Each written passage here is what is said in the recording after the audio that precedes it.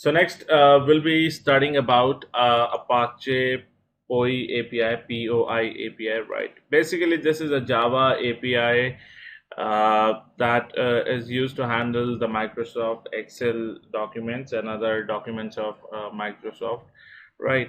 So, like this is again, Microsoft Excel is another software, right? And in order to perform read and write operation with that software, there is a specific API design. Some people use JXL, that is another API. Some people use Apache POI API. So POI is one of the most popular API to read and write with Excel files, right?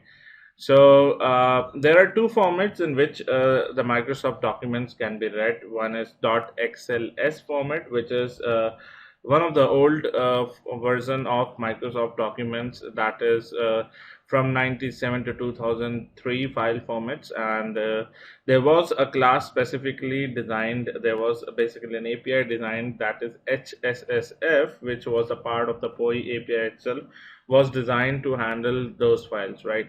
Now, latest we are using the files, the Excel files that are with format .xlsx, right? So we will be using an API called XSSF, right? Again, it's provided by POI itself, right? So in order to perform any operation with Excel files, we first need to download the Apache POI APIs from the Apache website itself, and then we need to add them into our project build path, right? So how we're going to do that? We'll go to Google and type download Apache POI API, right? And you'll go to this link. From here you can download this zip file, right? This is available for the Mac versions as well, right? So just download the zip file, and once these are around 24 MB jar files, right? So once you extract them, you're gonna get couple of jar files, right? You can include all those jar files as well, else you would be needing just 5 of these jar files, which I'll add to your course. So these are the 5 major POI APIs that you would be needing in order to do reading and writing with Excel, right? So I'll be adding these files to the project over here.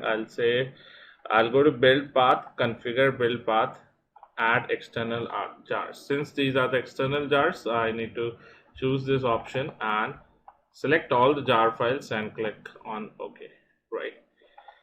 So we'll be performing reading, writing. The very first thing, we'll start with writing something inside the Excel file. So I'll say Excel, or I'll name this class as writing Excel, right? Now, normally, if we talk about how we can perform, if I talk about a normal Excel sheet, this is basically an Excel sheet, right? Now, what all these things are there? These things are basically sheet, right? And this entire thing, we call it as a workbook. These are rows, right? And these are, we don't call them as columns, we call them as cells, right? Now, in order to read or write with the Excel file, the very first thing we need to create is the Excel file, right? A workbook basically. Now within that workbook, we need to create some sheets, and after creating sheets, we need to create the rows, and then we need to create the cells. So this is how we are gonna follow. If you take a look over here, these are basically steps that we need to follow. Create an Excel workbook, create sheets, create rows, and then create cells. And then we need to give an output stream, which will select the file that we actually gonna read, right? And then we need to chain all these steps to the previous steps that we used. And again, the same writer is there, which will actually gonna write inside that particular cells or files, right? And again, it will be chained to the previous step, and then we're gonna close the output stream. So steps are a bit similar as we have seen in the case when we are writing inside a text file, right? Now let's see how we're gonna do writing inside an Excel file.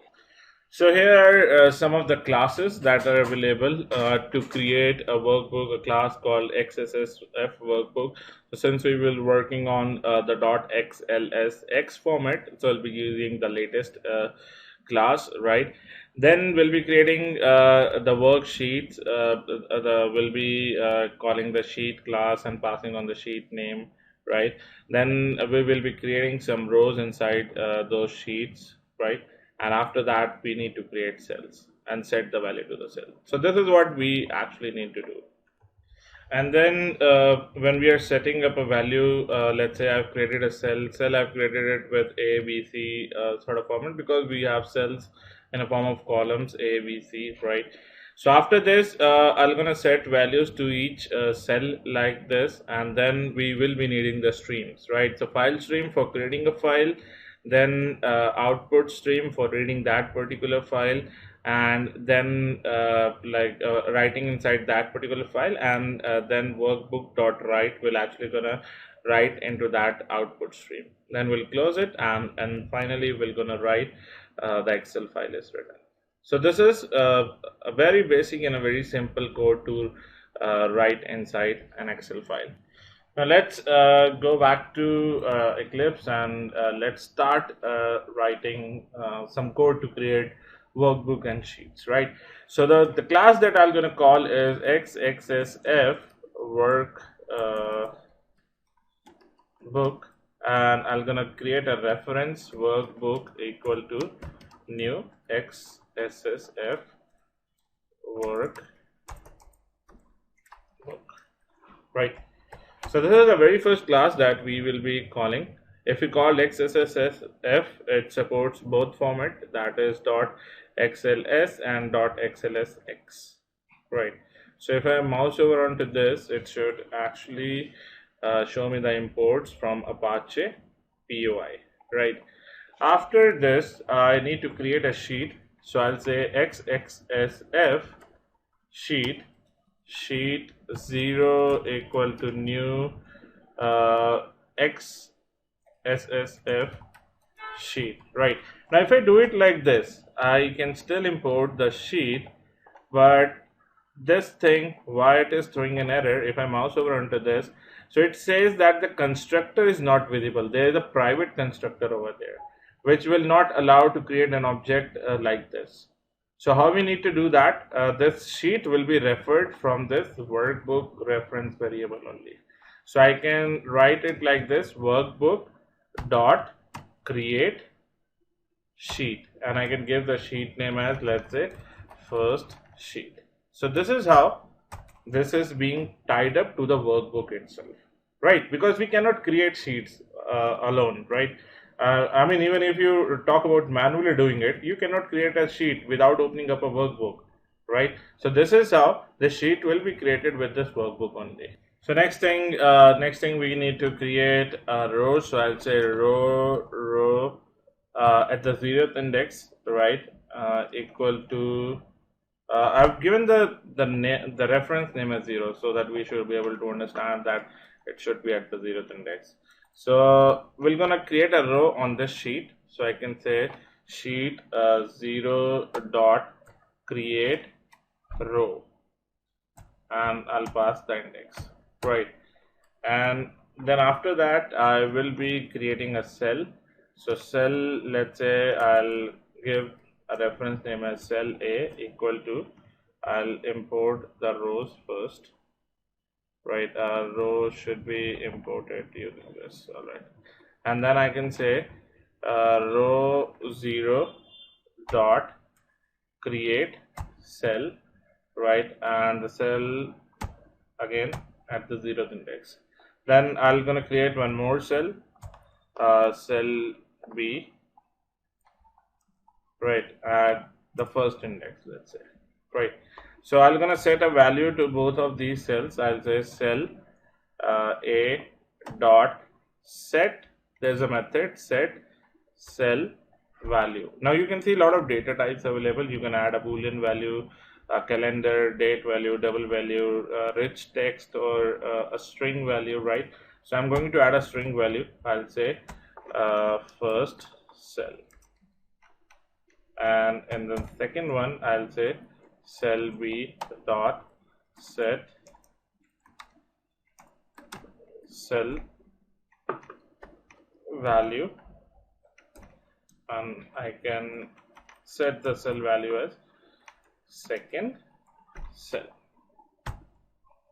Alright, now next thing we would be needing is the connecting streams. So I'll gonna take like the very first file. I'll say file f equal to new file, and I'm gonna create a path. I'm gonna give the path where we need to create this file. So path would remain same. I'm gonna give it like where we were practicing the file writing. So I'll say my excel file dot xlsx. Right, you can give any format. xlsx will also gonna work over here, and give it in double backslash like this. Right, now then you need another stream, that is file output stream, right, because we are writing it inside. So we would be needing the file output stream. I'll say new file output stream, right, and we'll give the reference of file over here, right, and import this again, and then add the exception, right, and then we need to write inside the file. So we will be needing the workbook reference, and I can say over here workbook dot write this file output stream, right, and after that again we need to add this exception, and then we need to close the stream. So closing the stream, so we'll say fo dot close like this. All right, and over here I'll just gonna print file created. Now if I run this code now, so it says that the file is created, and now if we take a look over here, see my Excel file got created. If I double click and open it, you'll see that the first cell and the second cell is being printed over here. So whatever that we have given over here, like the value cell A and B, it got printed as it is. Now let's add some more values to the rows. Let's say what happens if I change the index. If I change the index, this to 1, right, and this to 1, and this to 2, right, and let me close the sheet, and let me again run it. So let's see what it will gonna do. And if you see over here, it will actually gonna override the previous file because we have not appended it, right? See, we have given row as 1, so it has started from the second row, because the very first row start from the 0th index, and same goes with the cell. So if we have given the value as 1 in the index, then it will gonna write it inside the second cell, right? Now let's do this thing that we have done it in a very simple way. We should now do it with using some loops, right? So what I'm gonna do, I'll gonna create a loop for rows first. So I'll say row equal to start from 0, right?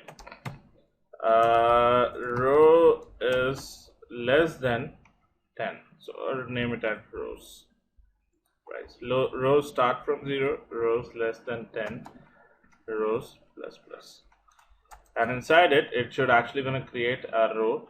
So I can just copy this thing over here from here and give it over here, and instead of 1 I'm going to give I, right? So it should actually going to create 10 rows over here, right? And sorry, instead of I'm going to give rows over here, right? And after that, I'm going to create an inner loop which should actually create columns.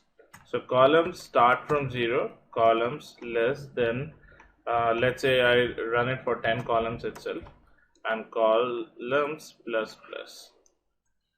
And inside it, I'm going to add, for columns, I can say cell equal to row dot row 0 dot, basically, or yeah, I'll just name it to row, not row 0, row dot create cell, right?